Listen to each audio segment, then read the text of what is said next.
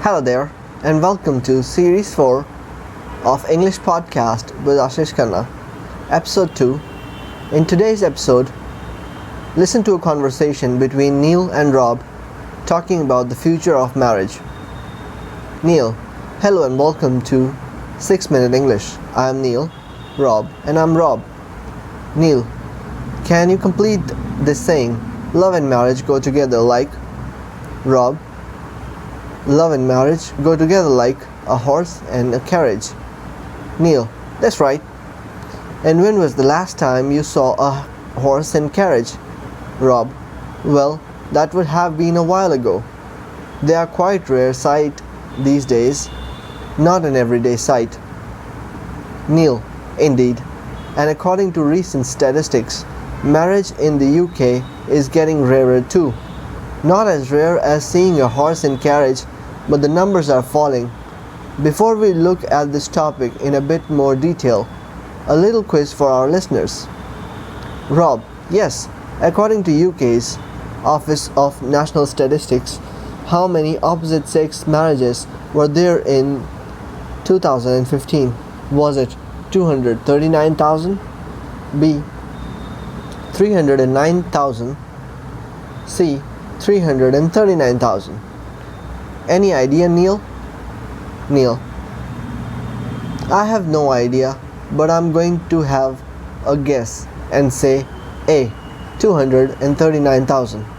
Rob, we'll reveal the answer a little later in this program, and whatever the correct number, the trend is downwards.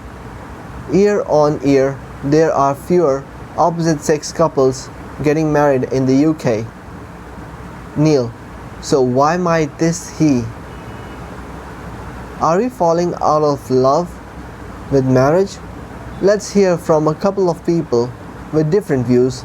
First, here's Tom from BBC Learning English. What doesn't he like about the idea or concept of getting married? Tom Banks, I'm not that enthusiastic about the idea of marriage. To tell you the truth, I think it's a bit of archaic concept these days, and I'm a bit of commitment phobe. I don't like the idea of signing a piece of paper that says I have to be with someone for the rest of my life and can never escape from that person, I suppose. Although I'm in a very happy relationship at the moment. Rob, so what was Tom there, not a fan of marriage, but what were his objections, Neil? Neil, well, he described marriage as an archaic concept.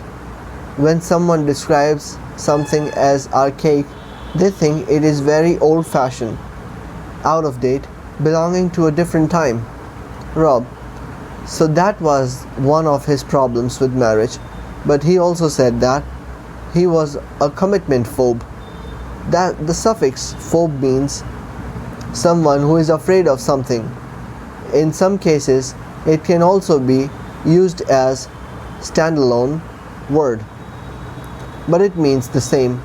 So a commitment phobe is someone who is afraid of or doesn't like the idea of commitment.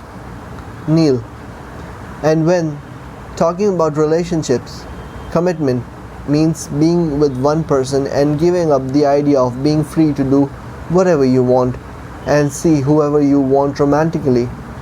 Rob, so for commitment phobes, commitment means losing something. Neil, but that's not true of everyone. Here's Dan, also from BBC Learning English. What's his view of marriage? Dan O'Brien, in general, I think it's quite good. It has a very stabilizing effect on society, and it declares publicly to the world that you have found the right person for you, and that you're in a committed relationship. Rob, so Dan is a fan. He thinks marriages has a stabilizing effect on society. He sees marriage as being good for society as a whole. It makes society stronger, more stable. Neil, and he also sees it as a way to say to everyone that you have a strong relationship. You are with the one person you love. Rob. 50 for Dan. Commitment and being in committed relationship is a good thing. Now back to our question. At top of the program, I asked many opposite sex couples got married. How many opposite sex couples got married in the UK in 2015? Neil. I took a guess. I didn't say, I said A. 239,000. Am I right? Rob. You are definitely right. The answer is 239,000 or 239,020 to be precise. That figure was 3.4% lower than 2014. So what do relationship experts think is the reason fewer people are getting married? Neil. Well, there could be lots of reasons. In some countries, the way society is changing means that there is less pressure to get married or stay married. As a result, there are more divorces, so perhaps children of divorced parents are less likely to get married themselves, right? Well, that's it for today. I hope you enjoyed listening to this podcast. Thank you for taking your precious time out.